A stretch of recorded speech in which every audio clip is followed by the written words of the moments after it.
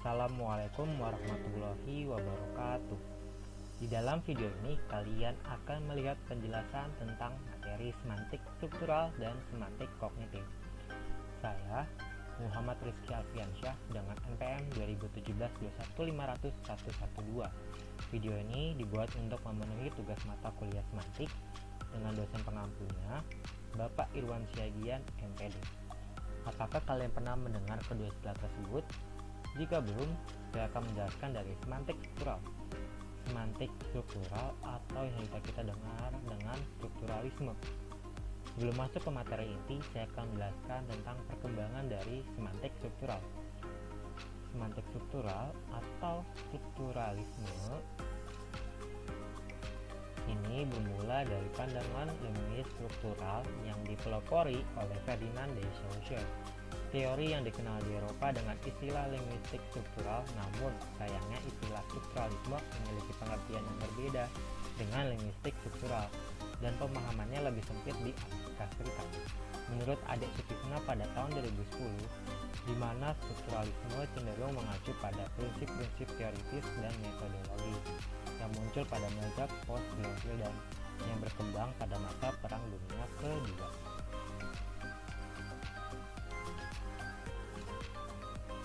Perlu diketahui juga bahwa para strukturalis Saussurean tidaklah seperti post-colonial dan karena semantik struktural menjadi satu istilah yang kontradiktif, yang tidak pernah beranggapan bahwa semantik harus berada di luar linguistik. Menurut Adek Sutisna pada tahun 2010, seorang sarjana berkebangsaan Swiss, Ferdinand de Saussure, yang dianggap sebagai bapak pendiri linguistik struktural modern, dan selanjutnya kita sebut dengan istilah Saussurean, untuk menyatakan keseluruhan ciri-ciri pergerakannya.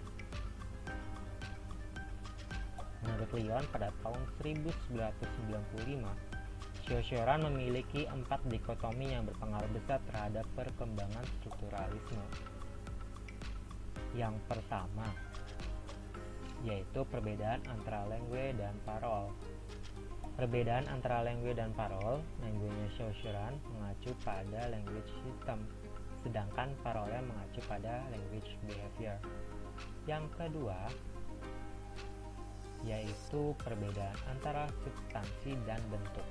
Substansinya Saussure mengacu pada konsep Aristoteles dalam kaum skolastik yang bisa disejajarkan dengan materi, sedangkan bentuk diartikan dengan makna yang berbeda dalam linguistik. Yang ketiga, yaitu perbedaan antara paradigmatik dan sintakmatik. Sintakmatik adalah kombinasi unit bahasa dalam label yang sejajar atau sama. Misalnya, exam of memiliki hubungan sintakmatik dengan the dan man dalam frasa the of man, atau huruf I memiliki hubungan sintakmatik dengan huruf P dan T dalam kata pit. Sedangkan paradigmatik adalah hubungan substitutif dari sintakmatik. Misalnya, kata old memiliki hubungan paradigmatik dengan young dan tall dalam frasa the old man, the young man, the tall man. Selanjutnya, yaitu perbedaan sinkronik dan diakronik.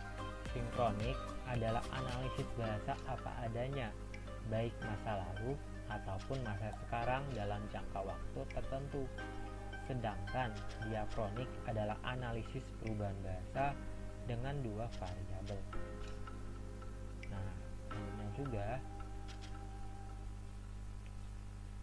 strukturalisme menurut Haryanto tahun 2010 menelusuri penggunaan bahasa berdasarkan prinsip-prinsip universal dari pikiran manusia yang menjadi dasar karakter budaya dan kebiasaan yang dilakukan manusia.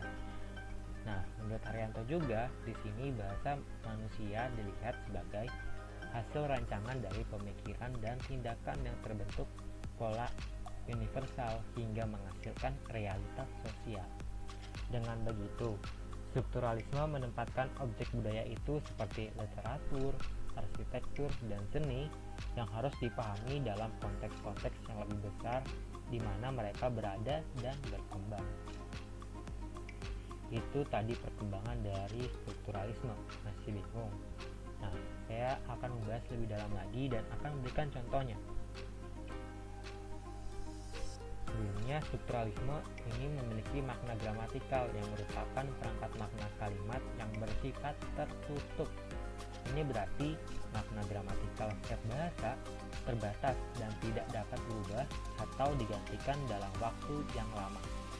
Itu sebabnya makna gramatikal sebuah bahasa dapat dikaidahkan. Ia bersifat tetap sesuai dengan kode penerimaan masyarakat pemakai bahasa itu. Itulah tata bahasa. Konsep yang dikembangkan dalam linguis struktural ini menyiratkan hubungan makna dan atau sebaliknya, yang berarti makna menentukan bentuk. Pada kalimat satu, tanah ini mau dibangun gedung olahraga. Kalimat satu itu merupakan klausa tunggal yang terdiri dari 3 frasa. Frasa pertama adalah tanah ini yang berfungsi sebagai subjek. Frasa kedua adalah mau dibangun sebagai predikat. Dan frasa ketiga, gedung olahraga yang berfungsi sebagai keterangan. Berdasarkan kelengkapan unsur sintaksisnya, kalimat satu memenuhi kriteria gramatikal. Akan tetapi mayoritas penutur bahasa Indonesia berpendapat kalimat satu tersebut salah atau setidaknya dinyatakan janggal. Untuk mengurangi persoalan sintaksis seperti itu, dibutuhkan peran struktur semantik leksikal. Nah, menurut Charles Carpentier Price dalam teori semantik tahun 2004, membedakan 3 macam fungsi semantik gramatikal atau semantik struktural sebuah kalimat. Yang pertama, makna-makna butir gramatikal, khususnya makna atau fungsi gramatikal dari partikel dan makna kategori-kategori gramatikal. Misalnya, kategori jumlah, genus atau kategori aspek, modus, dan sebagainya. Yang kedua, makna fungsi-fungsi gramatikal, misalnya subjek, predikat, objek, keterangan, dan makna peran gramatikal, misalnya agen, benefaktif, dan faktitif. Yang ketiga, makna yang berhubungan dengan nosi-nosi umum kalimat seperti kalimat berita, kalimat tanya, dan kalimat perintah. Pada contoh ini, kalimat 1, Pak Jupri menebang kaktus. Kalimat 1A, Pak Jupri menebang jati. Kalimat 1 dan 1A hanya dibedakan oleh 2 argumen. Pada kalimat 1 diisi dengan kaktus dan pada kalimat 1A diisi dengan jati. Kalimat 1 tidak dapat dikatakan benar karena nomina kaktus tidak memiliki fitur semantik yang berarti pohon. Sedangkan verba menebang mewajibkan argumennya berfitur semantik yang berarti pohon, yang dimiliki oleh nomina jati. Sebaliknya, jika verba kalimat 1 dan 1A diganti dengan merabas, maka yang menjadi salah adalah kalimat 1A. Karena dalam struktur semantiknya, verba merabas membutuhkan argumen yang tidak berarti pohon. Verba merupakan unsur sentral yang dapat menentukan konstruksi kalimat. Verba menentukan jenis nomina yang dapat hadir dalam sebuah struktur kalimat. Relasi verba dengan nomina yang berimplikasi pada struktur dan peran semantik yang merupakan kajian pokok semantik gramatikal. Oleh karena itu, perlu dipahami fitur-fitur semantik verba dan nomina. Selanjutnya, saya akan menjelaskan apa itu saja fitur-fitur semantik.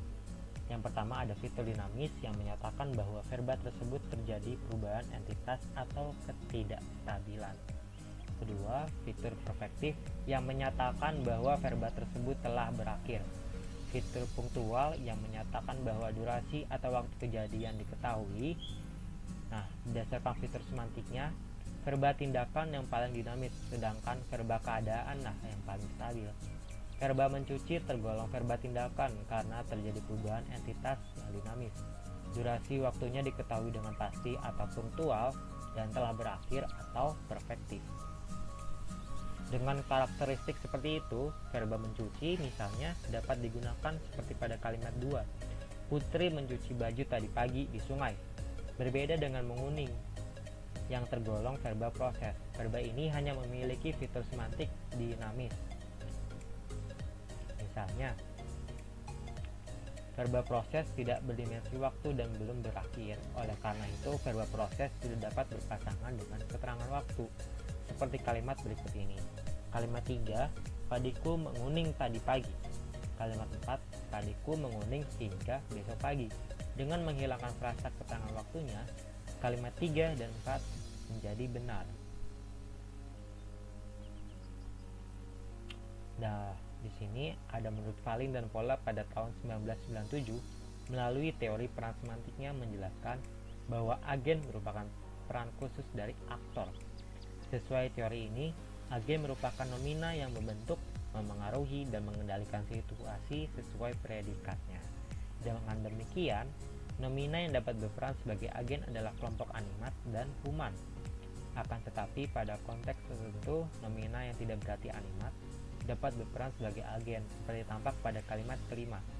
Tsunami telah menghancurkan Aceh.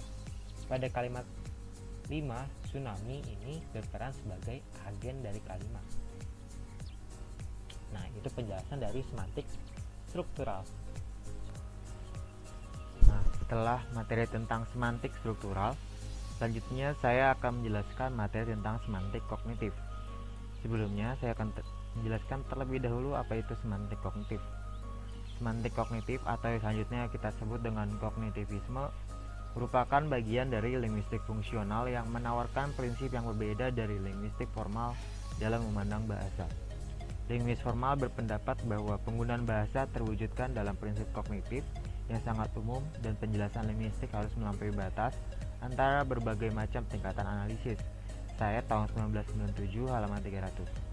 Menurut Lyon tahun 1995 dalam bukunya halaman 97, kognitivisme mengacu pada teori linguistik yang berdasarkan pandangan tradisional tentang arah hubungan kausalitas atau sebab akibat antara bahasa dan pikiran. Semantik kognitif berusaha mengeksplorasi interaksi alami manusia yang dihubungkan dengan lingkungan dan dunia. Tidak hanya terbatas pada pengetahuan kebahasaan yang tercakup dalam kamus, semantik kognitif menjadi pintu masuk untuk pengetahuan yang lebih luas, yaitu pengetahuan kultural dan pengalaman manusia. Prinsip analisis semantik kognitif menurut Evans dan Green dalam bukunya Cognitive Linguistics tahun 2006 halaman 48 berupa pembentukan konsep, struktur semantik, representasi makna, dan pembentukan makna.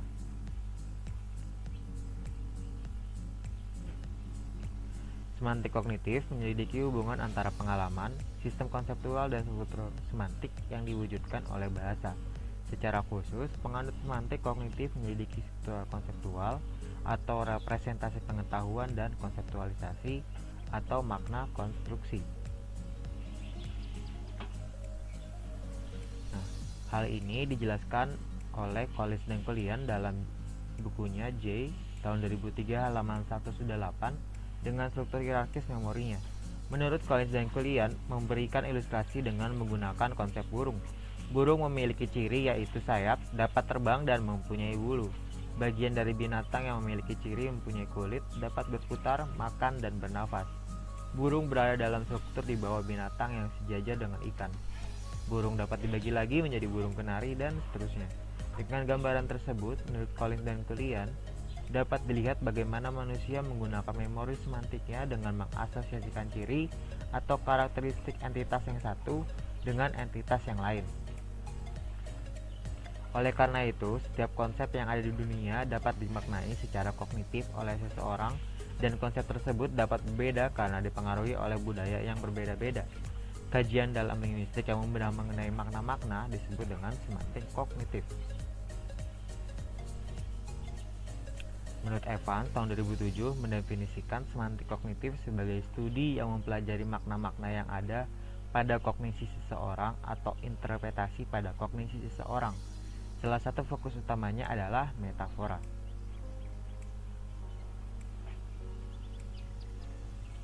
Teori metafora yang diprakarsai oleh Lakoff dan Johnson tahun 2003 halaman 3 menyatakan bahwa metafora merefleksikan apa yang dialami, dirasakan, dan dipikirkan yang terjadi dalam kehidupan nyata manusia, seperti yang dikatakan Black dan ditegaskan oleh Unger dan Smith tahun 1996 halaman 118. Metafora aktif dalam mana atau hati. Pendapat itu didukung pula oleh Saed tahun 2003 halaman 342 bahwa bahasa merupakan aktivitas kognisi dan kompetisi linguistik didukung oleh bentuk pengetahuan khusus. Metafora bukan hanya digunakan untuk menyampaikan pesan, tetapi juga digunakan untuk memikirkan sesuatu. Hal tersebut didukung oleh Lakoff dan Johnson dalam Unger and Smith tahun 1996 halaman 118 yang menyatakan bahwa kita tidak hanya menggunakan metafora kehidupan adalah perjalanan secara linguistik, tetapi kita membayangkan atau memikirkannya sehingga dapat diibaratkan kehidupan sebagai target dan perjalanan sebagai sumber yang dipikirkan sebagai aktivitas bepergian yang mungkin tidak selalu lancar, kadang terhambat karena kendaraan yang dinaiki mengalami kerusakan atau jalan yang dilewati kadang lurus, berbelok, menurun, menanjak, berlubang, atau rata. Nah, berdasarkan pemahaman itu, maka muncullah ungkapan metaforis seperti seseorang telah mengakhiri hidupnya atau ia berada di persimpangan jalan. Dengan contoh tersebut dapat disimpulkan bahwa bahasa yang digunakan merupakan bukti secara sistematis bagaimana manusia mengkonseptualisasikan apa yang dipikirkan, dialami, dan apa yang dilakukan. Dengan kata lain, bahasa menunjukkan bagaimana manusia mengonstruksikan idenya. Kaitannya dengan contoh yang diberikan Lakoff dan Johnson tahun 2003 halaman 5.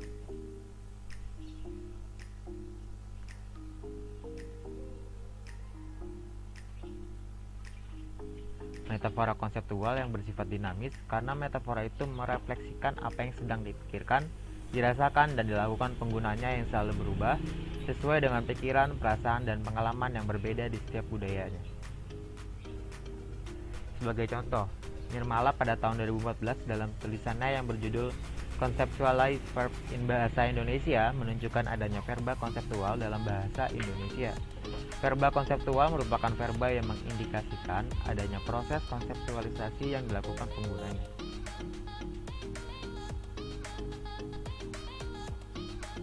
Lalu sebagai contoh, ungkapan korupsi menggerogoti negeri mengandung verba menggerogoti yang telah memiliki muatan tambahan sikap penutur yang ingin menunjukkan bagaimana dahsyatnya korupsi.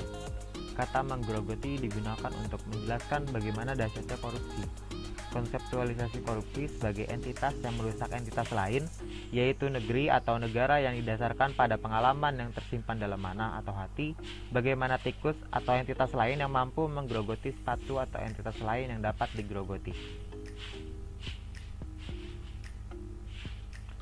Nah, menurut Kavesius tahun 2006 halaman 116 sampai 126 menyatakan bahwa metafora konseptual merefleksikan apa yang dipersepsikan, dialami, dan dipikirkan orang tentang kenyataan dunia. Semua yang dialami, dipersepsikan, dan dipikirkan merasuk dalam memori semantik yang dapat digunakan kapan saja. Untuk dapat menggunakannya, seseorang kemudian mengaktifkan memori itu untuk direalisasikan dalam bentuk verbal yang digunakan dalam komunikasi. Oleh karena itu, ungkapan metaforis kadang lebih dipilih dibandingkan dengan ungkapan yang tidak metaforis, karena ungkapan metaforis mengandung muatan yang diutamakan, diperhatikan, dan emosi yang ada dalam ungkapan sesuai dengan apa yang diinginkan pengguna ungkapan itu.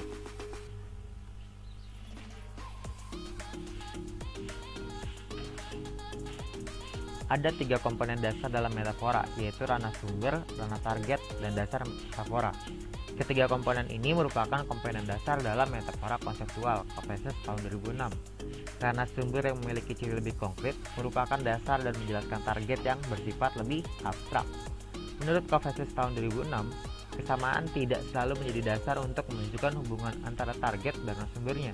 Adapun yang lebih menonjol adalah adanya konseptualisasi yang berkorespondensi antara target dan sumber. Pernyataan tersebut didukung oleh Nirmala tahun 2012 yang menunjukkan bahwa ungkapan metaforis adalah ungkapan yang mengandung konseptualisasi dan proses konseptualisasi merepresentasikan adanya makna tambahan yang menjadikan ungkapan metaforis tidak hanya memiliki makna literal tetapi juga makna kognitif. Ungkapan metaforis merepresentasikan embodied experience, yaitu pengalaman yang dialami oleh tubuh yang tersimpan dalam mana atau hati. Nah, itu penjelasan dari semantik kognitif. Masih bingung? Di sini akan saya jelaskan tentang contoh-contoh dari apa itu semantik kognitif. Yang pertama, kalimat 1 menyangkut perkembangan intensitas kehangatan relasi sosial. Kata kehangatan yang disandingkan dengan ungkapan relasi sosial dapat dikategorikan metaforis karena ada proses konseptualisasi dalam kata kehangatan yang berkorespondensi dengan ungkapan relasi sosial. Dari contoh kalimat 1 dapat digambarkan proses kognitif yang terjadi, yaitu ketika kata kehangatan disandingkan ungkapan relasi sosial yang sebelumnya si pengguna dengan memori semantiknya mencari kata yang tepat untuk dipilih sesuai dengan gambaran mental tentang relasi sosial maupun kata yang digunakan. Strategi asosiatif yang digunakan untuk mengaktifkan memori semantiknya dan pengalamannya serta pengalaman yang dibayangkan ketika berada dalam suhu tertentu. Mengaktifkan memori semantiknya juga dilakukan berdasarkan pengalaman merasakan suhu yang dapat dikategorikan hangat. Kedua entitas dibayangkan bagaimana relasi sosial dan pengalaman ketika berada dalam suhu yang hangat.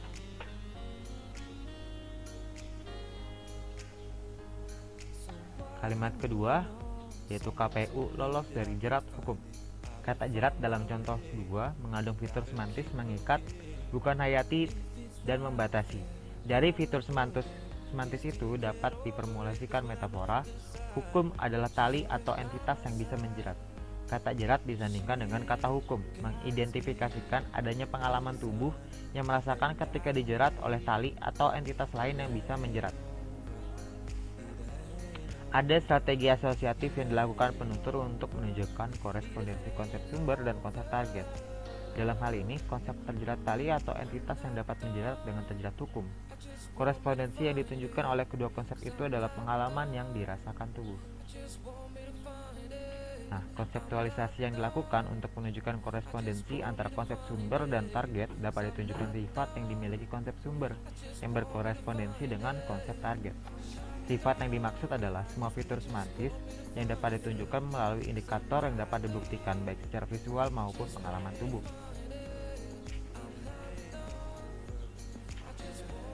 Pada kalimat 3, terbukanya borok institusi penegak hukum.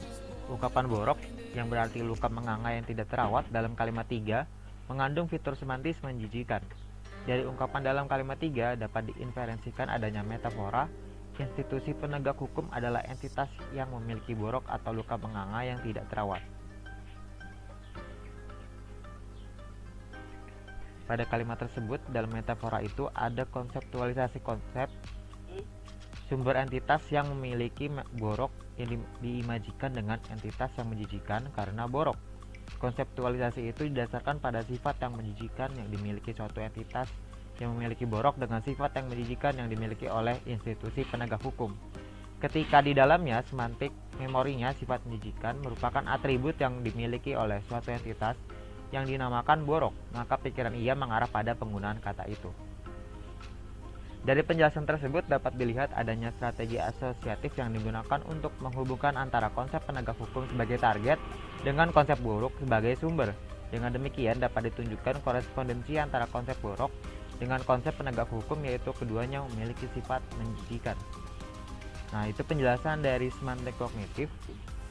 Apakah ada yang ditanyakan lagi? Jika tidak ada, terima kasih atas perhatian dari teman-teman semua dalam video ini. Saya Muhammad Rizky Alfiansyah mengucapkan banyak terima kasih. Sampai bertemu di video-video selanjutnya. Wassalamualaikum warahmatullahi wabarakatuh.